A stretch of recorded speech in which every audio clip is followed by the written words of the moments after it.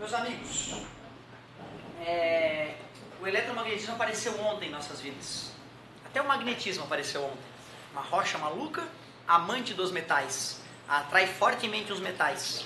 Ferromagnéticos chamados esses metais, como ferro, cobalto, níquel. Alguns metais são fracamente atraídos. Metais não, materiais. Depois se descobriu que não são só os metais que são atraídos. Materiais que são fracamente atraídos por essa rocha especial, hoje chamada de magnetita, são chamados paramagnéticos. Vidro e alumínio, as costas de vocês são exemplos. Tem materiais que são fracamente repelidos por campos magnéticos. Ouro e prata, materiais chamados diamagnéticos. Essa rocha, tu pendura ela oscila, um lado aponta para o norte, polo norte. O outro lado aponta para o sul, polo sul. A parte do ímã que aponta para o polo norte, a gente chama de polo norte do ímã. A parte do ímã que aponta para o polo sul, chamamos de polo sul. Os opostos se atraem, os iguais se repelem. Parte o ímã ao meio, continua com o polo norte e o polo sul. Inseparabilidade dos polos magnéticos. Se esquenta o ímã, deixa de ser ímã. Temperatura em que isso acontece, ponto que ri.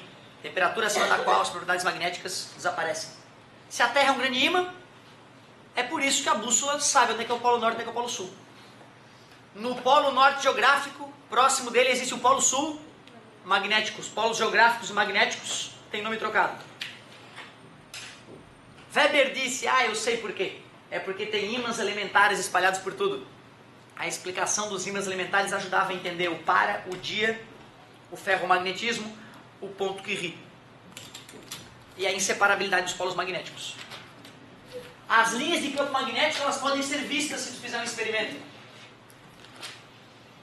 Por definição, a gente diz que as linhas de campo magnético emergem do polo norte do ímã e penetram no polo sul. Representam o campo magnético. São contínuas, jamais se cruzam. Quanto mais próximas, mais intenso é o campo.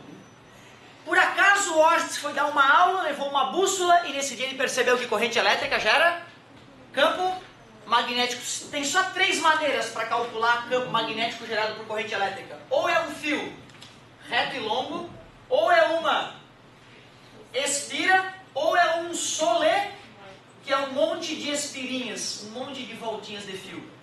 Para saber para onde é que aponta o campo magnético, basta lembrar da regra da mão direita.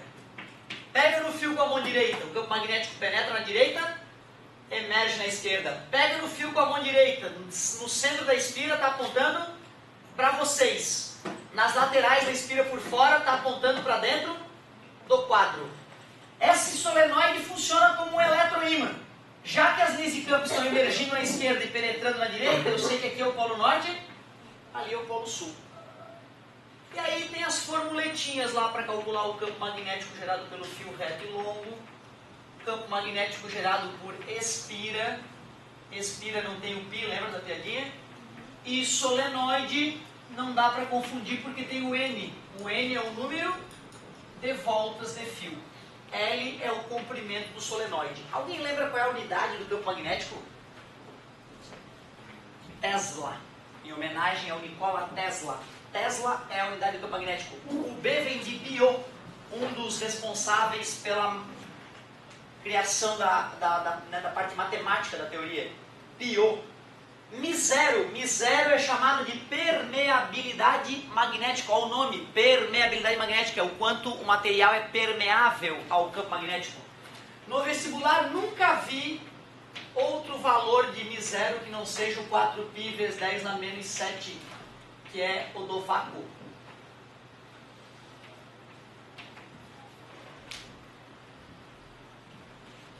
Se corrente elétrica gera campo magnético, quando uma carga elétrica fosse deslocar dentro do campo magnético, vai existir uma força eletromagnética, que depende do campo magnético, da carga e da própria velocidade. Também do ângulo entre o vetor velocidade e o vetor campo magnético.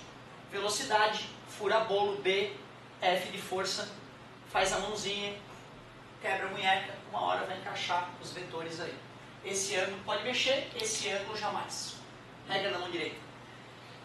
Aí aplicamos essa fórmula no fio mergulhado em campo magnético, surgiu a fórmula do Biot. Depois, fios paralelos, um do lado do outro, surgiu uma outra fórmula, mais bonita ainda. Vimos que quando as correntes têm mesmo sentido, os fios se atraem, sentidos opostos, os fios se repelem. E agora sim, a parte que está faltando. Alguma vez eu já trouxe um bambolê para a aula, para a gente brincar, o nosso bambolê virtual. Alguma vez eu falei para vocês pensarem sobre um bambolê? Bambolê. Até os meninos já brincaram de bambolê. Talvez não bamboleando, mas sei lá, com a varetinha empurrando, arremessando um no outro, fazendo guerra de bambolê, alguma coisa desse tipo. Bambolê. Ninguém reclama quando eu falo do bambolê. Rio. Acho que todos nós já mergulhamos nossos pezinhos no rio e vimos a linha passando. Quando eu pergunto quanta água passa pelo bambolê mergulhado no rio, todos concordam que quanto maior o bambolê que eu mergulho no rio, maior a quantidade de água que passa pelo meu bambolê. Aceitável? Nosso rio está indo para lá, ó. E as águas andam para lá em linha reta perfeita. As águas não fazem curva, as minhas águas não são turbulentas. Tu aceitas que se eu mergulhar o bambolê e esse rio tem águas calmas, vai passar pouca água pelo meu bambolê. Mas se esse rio é caudaloso e passa muita água, quando eu mergulhar meu bambolê, muita água vai passar pelo bambolê. Ou seja, além do tamanho do bambolê, a velocidade das águas do rio também influenciam no fluxo de água que atravessa o bambolê. Mas tu aceitas que a posição que eu coloco o bambolê na água interfere? Se eu colocar o bambolê assim, o fluxo de água é máximo, já que a água corria para lá, né? Mas se eu começo a girar o bambolê, começa a passar menos água, né? Por dentro dele. E se o bambolê for mergulhado assim, paralelamente ao fluxo da água, nenhuma água mais passa por ele. Porque se a minha água anda em linha reta, ela não vai ter como atravessar o bambolê fazendo um zigue-zague por dentro dele. Entende o que eu digo? A galera entende muito bem isso. Mas é óbvio que não é uma aula sobre fluxo de água dentro do bambolê. Na verdade, esta aula é uma aula de fluxo magnético. Mas como tu nunca viu o campo magnético, é possível que tu tivesse dificuldade de devanear sobre ele. Mas é que nem um rio. E esse rio tem águas muito comportadas, do norte para o sul. E não tinha bambolê nenhum, era uma piada idiota. Na verdade pode chamar de bambolê, mas os físicos chamam de espira. E não precisa ser redondinha, pode ser, por exemplo, uma espira quadradinha. Tu aceita que quanto maior o campo magnético, quanto maior as nossas águas invisíveis ali, maior a quantidade de campo magnético que atravessa a espira? Tu aceitas que quanto maior a área da espira, mais campo magnético vai atravessá-la? E tu aceita que dependendo da posição da espira no campo magnético, o ângulo que ela está mergulhada vai poder passar mais ou menos, né? Fluxo magnético. Fluxo magnético é o produto da área pelo campo magnético, mas tem que ter o ângulo. Agora é que é um momento perigoso. Quando o físico vai trabalhar com uma área, se ele tem que posicionar esta área espacialmente, ele não vai medir a posição da área. Ele vai medir o ângulo da reta normal à área. Minha mão é a espira, é o bambolê que eu vou mergulhar no rio. Rio que as águas estão para lá. Eu te pergunto, se eu mergulhar nessa posição, fluxo máximo ou mínimo? Bambolê. Tá vendo aqui? Bambolê. Água. Certo? Máximo. Obrigado. Qual é o ângulo entre a velocidade da água e a reta normal à espira? 90 é com a espira, né? Mas esse aqui é a reta normal, ó. 0, né? Quando eu giro a minha mão dessa maneira, se fosse um bambolê e a água é para lá, a água já não passa mais por dentro do bambolê, né? O fluxo é mínimo, né? Qual é o ângulo entre a reta normal e o vetor velocidade do rio? Agora sim 90, né? Qual é a função trigonométrica que dá valor máximo para 0 e dá valor mínimo para 90? Seno de 0 é 0, seno de 90 é 1, é o contrário, né? Eu quero cosseno. Cuidado, galera, o difícil nessa fórmula é tu entender que aquele ângulo é o ângulo entre a reta normal, a área, e o campo magnético. Tem aluno que eu coloco aquela fórmula e ele fica bravo, ele quer seno. Ele quer seno, porque na verdade ele está medindo o ângulo da própria área com o campo magnético e não o ângulo com a reta normal. Tu vê, né, cara, fluxo magnético, ele simplesmente mede quanto o campo magnético passa por uma região. A área no sistema internacional é metro quadrado e campo magnético, agora tu decorou, é o Tesla. Tem um carro, né? Um carro esportivo elétrico mais famoso do mundo, que todo mundo quer ter, que é o Tesla. Certo? Em homenagem a esse indivíduo, Nikola Tesla. Para puxar o saco de mais um grande gênio, nós vamos chamar Tesla metro quadrado, não é por, hein? É vezes. Tesla metro quadrado, nós vamos chamar de Weber. Weber em homenagem àquele cara, dos ímãs elementares.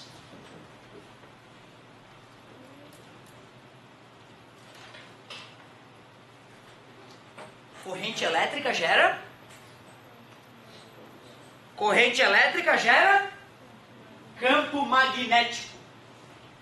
Então, para finalizar, será que a natureza, na sua simetria, não nos permitiria, através de campo magnético, gerar corrente elétrica, já que corrente elétrica gera campo magnético? E a galera, quando foi investigar essa possibilidade, percebeu que sim. Na situação adequada, um campo magnético pode gerar corrente elétrica. Peguei aqui um pedaço de fio, formando um círculo que a gente chama de espira. Conectei nessa espira um galvan, um amperímetro super preciso. E quando eu coloquei o meu ímã próximo da espira, eu percebi que nada acontecia. Que pena, eu achava que o campo magnético aqui ao redor do ímã geraria corrente elétrica. Mas em primeiro momento, com o ímã parado, nada aconteceu. Mas quando o ímã começou a ser agitado próximo da espira, o galvanômetro se mexeu. Logo nós percebemos que campo magnético só vai gerar corrente elétrica se ocorrer a variação do fluxo magnético com o passar do tempo. Quem percebeu isso foi Faraday. Por isso que a gente vai chamar isso de lei de Faraday. A lei de Faraday é a lei que me permite calcular qual é o valor da força eletromotriz, da diferença de potencial, dos volts que surgem na espira, quando eu começo a sacudir o ímã aqui nas proximidades. Não se esqueçam, hein, se o ímã está parado, não existe corrente elétrica. Mas quando eu faço variar o fluxo magnético com o passar do tempo, brota corrente elétrica na espira. Tu está vendo alguma bateria ligada aqui na espira? Não tem bateria. Mas para poder ter corrente elétrica tinha que ter uma força eletromotriz, né? Por isso que a gente diz que essa força eletromotriz foi induzida, veio do além. Do além não, né? Veio da variação do fluxo magnético. Por incrível que pareça, esse sinal negativo que eu estou colocando aqui na fórmula já é uma outra lei, chamada de lei de Lenz. Lei de Lenz.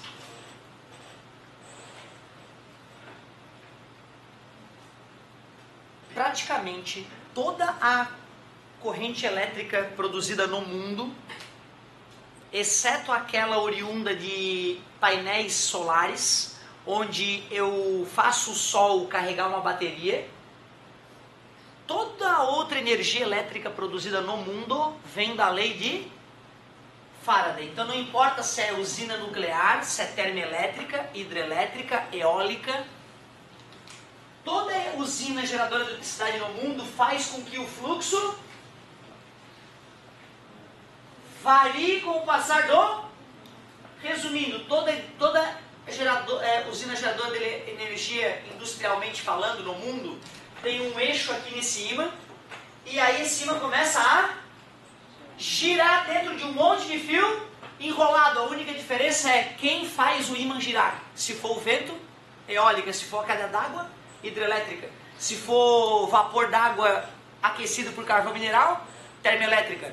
Se for vapor d'água aquecido no interior da Terra, geotérmica. Se for vapor d'água aquecido por material nuclear, nuclear. Beleza? Aí, a única coisa que muda é como nós vamos girar o ímã. Infelizmente, os 5 minutos que eu tenho ainda não seriam suficientes para eu contar para ti como é que funcionam os transformadores. Na verdade, transformadores elétricos são instrumentos baseados na lei de Faraday, muito simples do ponto de vista técnico. O transformador, ele tem um núcleo geralmente de material ferromagnético. E eu enrolo o fio de um lado e enrolo o fio do outro. Esses enrolamentos de fios são chamados de enrolamento primário e secundário. O primário é onde entra a energia, o secundário é onde sai a energia. Eu não vou deduzir a fórmula para ti, só vou te apresentar. Vamos dizer que tem uma DDP de volts, uma certa DDP, né, um número de volts atuando aqui nesta entrada, enrolamento primário. E nesse meu transformador tem N1 voltas de fio aqui, tipo 1000 voltas de fio. Do outro lado do transformador tem um segundo enrolamento, chamado enrolamento secundário. E vamos supor que lá, sei lá, tenha 10.000 voltas de fio, 500 voltas de fio, N2. E vai ter uma DDP lá na saída. Inacreditável, gente. A razão entre o número de voltas do enrolamento primário e secundário é igual à razão entre a tensão na entrada e na saída do transformador. Não. Pede, não é nem.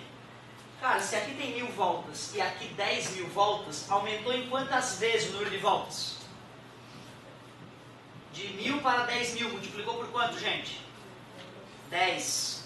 Se aqui tu bota 220 volts, lá sai 2.200 volts. Dá pra acreditar, cara, que pra fabricar um transformador tu tem que contar quantos números de voltas tu dá de um lado e do outro? Complexo aí. É isso, nos postes aqueles transformadores são isso, é fio enrolado de um lado e fio enrolado do outro. Só que no poste tem 13.800 volts e na tua casa tem 220. Então quer dizer que lá no enrolamento que tem ligado ao poste é muito mais voltas de fio do que o enrolamento que vai para tua casa, né? Para tirar lá de 10.000 volts e passar para 200 volts, eu tenho que dividir por 50, né? Então quer dizer que se tem 50.000 voltas de fio de um lado, vai ter só 1.000 voltas do fio do outro. Ah, mas 50.000 é muito. Se tiver 1.000, tem que ter 20 voltinhas de fio. Que viagem, né, cara? E tu vê, cara, isso tem tudo a ver com a nossa vida, esses transformadores, porque a energia elétrica é gerada com 15.000 volts e é elevada para 700.000 volts para as linhas de transmissão. Chega na indústria, vai para 132.000 volts, nos postes 13.800, na tua casa 220. Quer dizer que eu preciso de um transformador elevador na saída da usina, um transformador rebaixador chegando na indústria, um transformador rebaixador próximo da cidade e um transformador rebaixador para ir para a tua casa. No mínimo 4 transformadores eu preciso para a energia sair de Tubarão e chegar na tua casa viável economicamente. E o mais interessante, no núcleo do transformador não passa corrente elétrica nenhuma. O que está acontecendo aqui é que o fluxo magnético oscilante é que induz a corrente elétrica no outro lado. Quer dizer que transformador não funciona com corrente contínua. Transformador só funciona com corrente alta e corrente contínua não pode usar transformador. Cara, estudo salva. O resto é bobagem. O estudo modifica e salva o ser humano. O resto é um pequeno detalhe. E claro que a vida tem que ser feliz e divertida, mas estudem que vai fazer muito bem para vocês e suas famílias e para o cérebro de vocês. Pode até gerar uma depressãozinha de vez em quando, mas é melhor estar um pouco deprimido e consciente do que estar feliz e iludido, eu acho. Mas isso eu acho há pouco tempo. Antes eu achava que o contrário era melhor.